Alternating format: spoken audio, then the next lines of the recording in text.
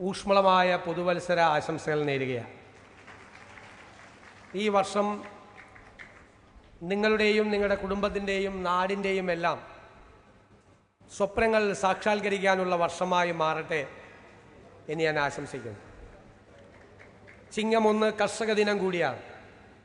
നമുക്ക് അന്നം തരുന്ന, പാടത്തും പറമ്പിലും പണിയെടുക്കുന്ന, അധ്വാനിക്കുന്ന കർഷകരോടുള്ള നമ്മുടെ നാടിൻ്റെ ആദരം, ആ കാർഷിക വൃത്തിയോടുള്ള ഈ നാടിൻ്റെ ബഹുമാനം, അത് അവർക്കായി പ്രകടിപ്പിക്കുന്ന മനോഹരമായ സുദിനം കൂടിയാണ് ഇന്ന്.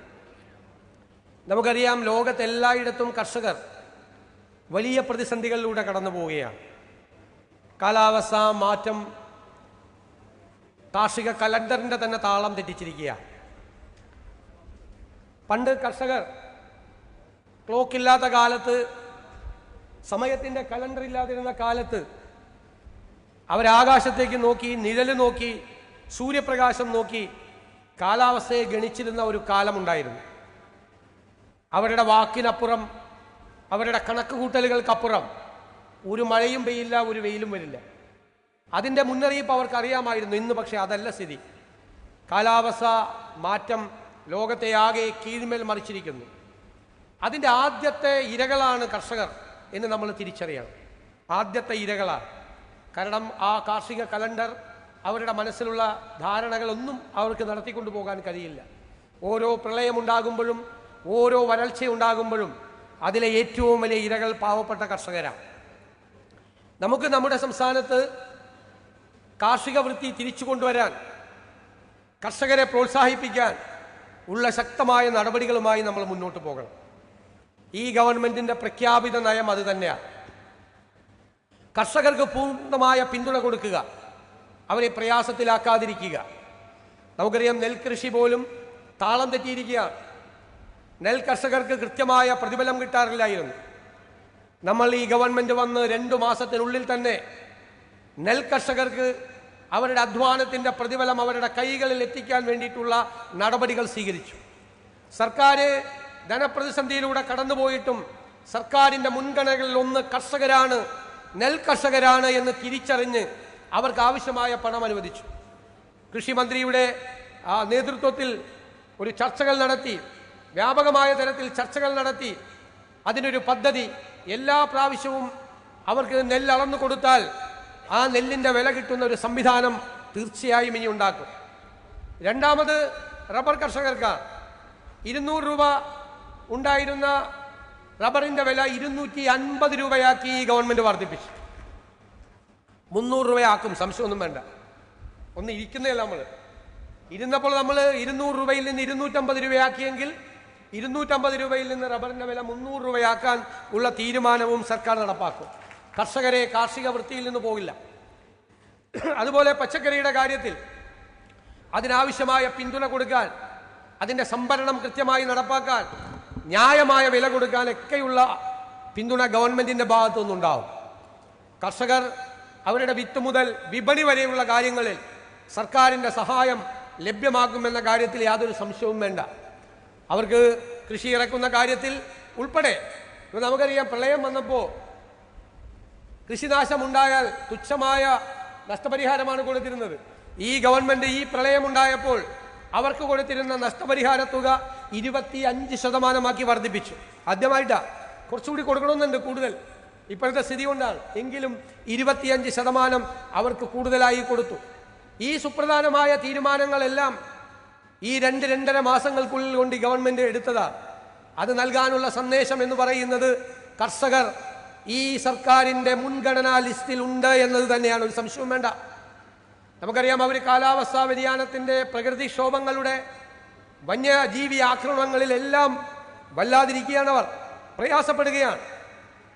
നമുക്കറിയാം, മലയോരങ്ങളിൽ അവർക്ക് കൃഷി നടത്തിക്കൊണ്ടു പോകാൻ പറ്റുന്നില്ല. ഭൂമിക്കടിയിലുള്ള എല്ലാ കൃഷിയും പന്നി നശിപ്പിക്കുകയാണ്, ആന കയറുകയാണ്, വാഴ വയ്ക്കാൻ പറ്റുന്നില്ല, പ്ലാവ് വയ്ക്കാൻ പറ്റുന്നില്ല. തെങ്ങിൽ കയറി മഞ്ഞങ്ങ പരുവത്തിലാകുമ്പോൾ കുരങ്ങൻ നാളികേരം ഇട്ടുകൊണ്ട് പോവുകയാണ്. പശുവിനെ വളർത്തി അതിനെ കറന്നാണ് കർഷകർ ഇപ്പോൾ പല സ്ഥലത്തും ജീവിക്കുന്നത്. വന്യജീവി ആക്രമണം, അത് തടയുന്നതിന് വേണ്ടിയിട്ടുള്ള ശക്തമായ നടപടി ഈ ഗവൺമെന്റിന്റെ ഭാഗത്തു നിന്നുണ്ടാകും.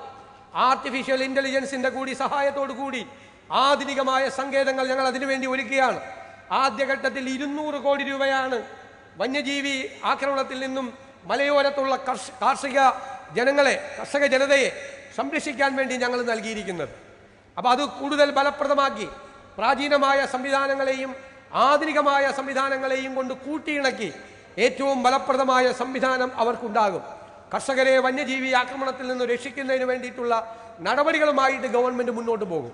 അവർ ഉൽപ്പാദിപ്പിക്കുന്ന ഉൽപ്പന്നങ്ങൾക്ക് ന്യായമായ വില കിട്ടുന്നതിന് വേണ്ടിയിട്ടുള്ള അവസരങ്ങൾ ഉണ്ടാകും. അതിനു വേണ്ടിയിട്ട് സംഭരണ പരിപാടി ഉൾപ്പെടെയുള്ള കാര്യങ്ങൾ ഗവൺമെന്റ് ആലോചിക്കുകയാണ്. കർഷകരുടെ ഉൽപ്പന്നങ്ങൾ സംഭരിച്ച് മറ്റ് സമയങ്ങളിൽ മാർക്കറ്റിൽ വില കൂടുന്ന സമയത്ത് അത് വിൽക്കുന്നതിനാവശ്യമായ സംവിധാനങ്ങളെക്കുറിച്ച് ഗവൺമെന്റ് ഗൗരവമായി ആലോചിക്കും. സപ്ലൈ ചെയിൻ മാനേജ്മെന്റ് മോഡൽ വലിയ സംഭരണ ശേഷി കാർഷിക ഉൽപ്പന്നങ്ങൾക്ക് നൽകുന്ന കാര്യം ഗവൺമെന്റിന്റെ പരിഗണനയിലാണ്. അതുപോലെ നമുക്കറിയാം, നമ്മുടെ ഭൂമി സംബന്ധമായ ധാരാളം നിയമങ്ങളുണ്ട്. ആ നിയമങ്ങൾ വിപ്ലവകരമായ നിയമങ്ങളായിരുന്നു ആ കാലഘട്ടത്തിൽ. ഇന്ന് കാലം മാറി. ആവശ്യമായ ഭേദഗതികൾ ഭൂനിയമങ്ങൾക്ക് ഉണ്ടാകുമെന്ന് ഗവൺമെന്റ് തെരഞ്ഞെടുപ്പിന് മുമ്പ് ഞങ്ങൾ പ്രഖ്യാപിച്ചു. ഗവൺമെന്റ് അതിനുശേഷവും പ്രഖ്യാപിച്ചു. കേരളത്തിലെ തോട്ടങ്ങൾ പൂട്ടിക്കിടക്കുകയാണ്. ആ തോട്ടങ്ങൾ പൂട്ടിക്കിടക്കുമ്പോൾ പാവപ്പെട്ട ലയത്തിലുള്ള പാവപ്പെട്ടവർ പട്ടിണിയിലാണ്. കാർഷിക വൃത്തിയിൽ നിന്ന് അടുത്ത ജനറേഷൻ പിന്മാറുകയാണ്. ആ പൂട്ടിക്കിടക്കുന്ന തോട്ടങ്ങളെ തുറന്നു പ്രവർത്തിപ്പിക്കാൻ ആവശ്യമായ എല്ലാ നടപടികളുമായി ഗവൺമെന്റ് മുന്നോട്ട് വരികയാണ്. ഭൂനിയമങ്ങളിൽ ഭേദഗതി വരുത്തിയാൽ ഒരു സംശയം വേണ്ട. ഭൂപരിഷ്കരണം 2ാം ഘട്ടം ആരംഭിക്കുക. ആ നിയമങ്ങളിൽ ആവശ്യമായ ഭേദഗതി വരുത്തും. അവിടെ കണ്ടീഷനിലായി അവിടെ ടൂറിസം കൂടുതൽ തുടങ്ങാനുള്ള സംവിധാനം ഉണ്ടാവും. ടൂറിസം തുടങ്ങുമ്പോൾ അവിടുത്തെ കാർഷിക വ്യവസ്ഥയെ ബാധിക്കാത്ത തരത്തിൽ, അവിടുത്തെ ഇക്കോസിസ്റ്റത്തെ ബാധിക്കാത്ത തരത്തിൽ അവിടെ ടൂറിസത്തിനുള്ള അവസരം ഉണ്ടാകും. അതുപോലെ നമുക്കറിയാം, തെക്ക് കിഴക്കൻ ഏഷ്യ രാജ്യങ്ങളിൽ അവക്കാഡോ, റംബുട്ടാൻ തുടങ്ങി നിരവധി ഫ്രൂട്ടുകൾ ഉണ്ടാക്കുന്നുണ്ട്. അതേ ട്രോപ്പിക്കൽ ക്ലൈമറ്റാണ് കേരളത്തിൻ്റേത്. അതെല്ലാം ഇവിടെ ഉണ്ടാകുന്നതാണ്.